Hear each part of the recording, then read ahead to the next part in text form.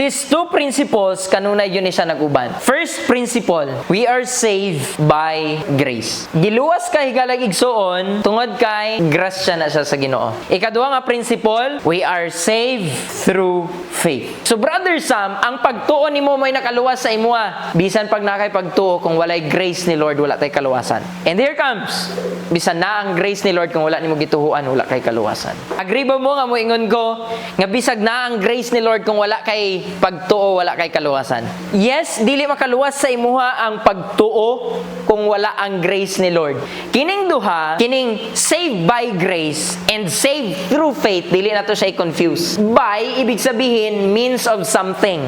By, ibig sabihin, tungod o hinungdan nga nung naluwas ka. Ang pinaagi or through is i-process. Nasabtan na to, proseso ang through faith. Ang by, by. Ibig sabihin, nag-refer siya hinungdan nga nung naluwas ka. Unsa ang hinungdan nga nung naluwas ka? Grace ni Lord. Pero unsa ang proseso nga nung naluwas ka? Pagtuo nimo kay Lord.